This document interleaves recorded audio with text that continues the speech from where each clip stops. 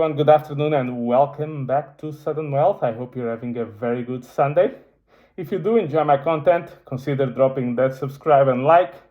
It actually helps quite greatly my channel, and I've been seeing a lot of activity lately, so I really appreciate all your support. Now, Bitcoin, quick update. At the time of the recordings, around 30,600. We are in the period of the frustrating consolidation in which we're just moving a bit sideways.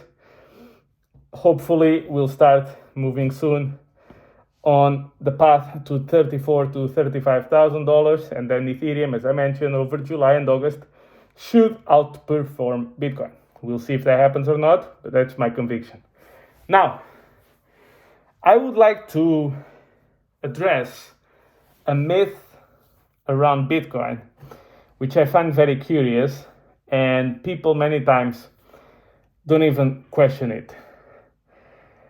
So Bitcoin has a very, loyal following. Now, the funny thing is that Bitcoin maximalists, so people that think that Bitcoin is the only thing in the world, they tend to accuse other communities on other coins of being cults, like religious crazy cults. What I find so amusing about it is that they say it as a negative. Actually, unlike what most people think, in the crypto community, your goal is to have a cult as a community. Why? Because a cult does not sell. The cult does not go away. And how does a crypto go up? If people buy and they don't sell. Well, how is this different from real estate? If people buy and they don't sell, real estate prices go up. If people buy stocks, they don't sell, the stock goes up. If people buy gold and they don't sell, gold goes up. This is valid for anything. And the cultish element of it ensures that you have a very strong community, that when you have those swings down on crypto, which can be very uneasing and very painful to be a part of, they don't go away. They keep buying when they can, they don't sell. That is the basis for success. Now, here's the funny thing. If you actually type something like Bitcoin 2012 article, Bitcoin 2011 article, you are going to find the same accusations that the Bitcoin maximalists make to the other communities about Bitcoin. So basically, people from the legacy world, from the investors, banks, whatever, making the same accusations of Bitcoin. It's a cult, the church of Bitcoin. They are convinced that Bitcoin is the second coming of Jesus. This is all a scam. This is gonna fail. This was one of my favorites, by the way. Oh, they're trying to get more people to buy, so the price goes up. Well, isn't that for everything? Don't you need more people to buy, and otherwise the stock doesn't go up? I mean, but in any case, sorry, a bit of a tangent, but yeah, I just find it funny. It's like it's a special situation or something. It just humors me quite a bit. And basically, all the same accusations that the Bitcoin maximalists make to the other coins, it was previously made about them. They are just here for less time, or they don't have the interest in actually going back in history and looking at this. And one thing that the Bitcoin maximalists are correct is that 99% of new projects are either scams, rug pulls, or they are just badly designed projects. So for example, when the project goes to zero, sometimes there's no scam. It's just the project is just not good. It's the same thing as when you start a business and the business fails. Were you trying to rob people, to scam them? No, the business is just not successful. So in any case, if you follow their advice, you're probably, in many cases, you will avoid a lot of painful experiences. However, the time for generation wealth type of returns on Bitcoin is now finished. Why is that? Well, because Bitcoin is too decentralized, is very decentralized in terms of ownership. And here is the myth.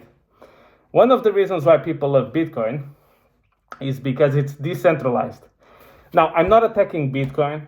I'm just pointing out facts about which are irrefutable. You just look back in history, you analyze it, and it is 100% true.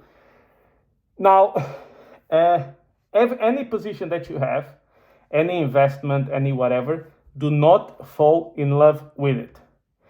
Think about it, go back, assess it, see if it's true or false, and see if that moves your perspective. I'll give you this example. Bitcoin is decentralized. Well, depends on what. How many companies produce mining hardware for Bitcoin? 3, 4, maybe around that. How many mining pools there are? Large ones that control almost all of the mining. 3, 4, 5, around that, no more than that. The top 2,200 wallets own more than 40% of all the Bitcoin. Well, 2,200 wallets, not that many, huh? But it's true that the ownership of Bitcoin is now much more decentralized. And so the returns are worse. So centralization in ownership, not in the mining, not in the hash rate. That's not what I'm saying. Owning the coin, being decentralized, is not necessarily good for price. For example, look at the most successful companies of the last decade. Tesla, Facebook, now Meta, Google, Amazon. What do they have in common? Apple, a huge ownership by their founder. I think Zuckerberg still owns 40% of the voting rights of Meta. Why is that good for price appreciation, for price going higher? Because the people that own these amounts tend to not want to nuke their own money, which means they have no incentive to destroy their own project, company, whatever. And so it's a bit like you have a supply of coins or shares, and that supply is not sold because that person has no interest in selling it. So when did Bitcoin had the largest gains? When Satoshi owned all of the coins. Think about it. When Satoshi owned all of the coins and then he stopped mining and the other one started mining, his ownership was huge. That's when Bitcoin appreciated the most. Why? Because you have an entity, in this case Satoshi, who owns a lot of the supply and is not selling. As Bitcoin became more decentralized with ownership, in terms of ownership, meaning more people with Bitcoin, the gains have decreased. 600x in the first cycle, 120x in the second cycle, 20x in the third cycle, and now 3.5x from 2017, 20k, 69k, that's 350% gain as the ownership spreads out. So centralization of ownership is or can be good for price appreciation. So, and Bitcoin being decentralized, well, depends on what part you look. Ownership, yes. Mining, is it? How many mining pools there are? 3, 4?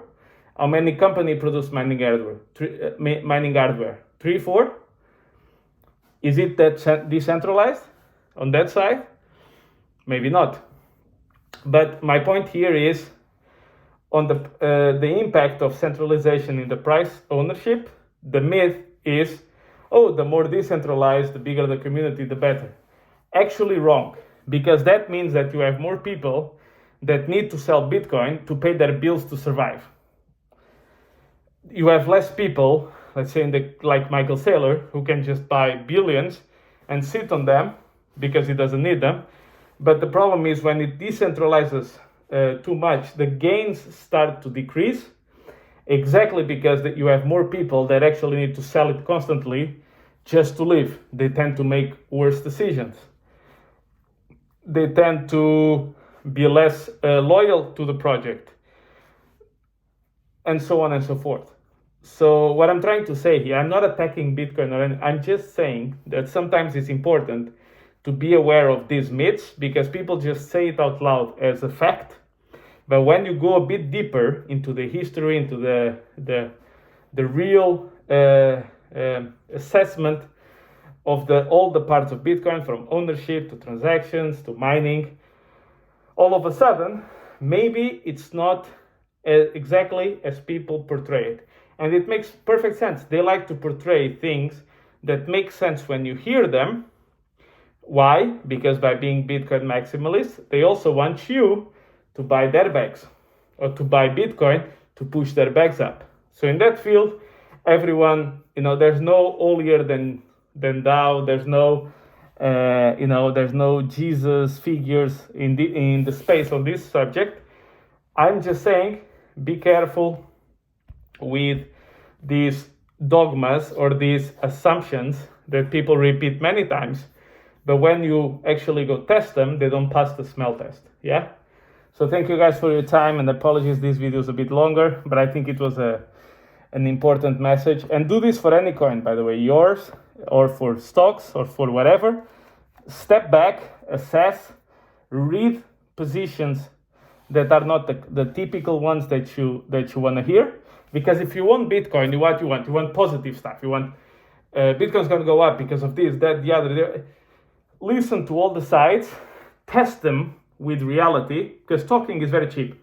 Go test it, see what happens, and then make your decisions. Okay? So thank you guys, and I will catch you in the next one.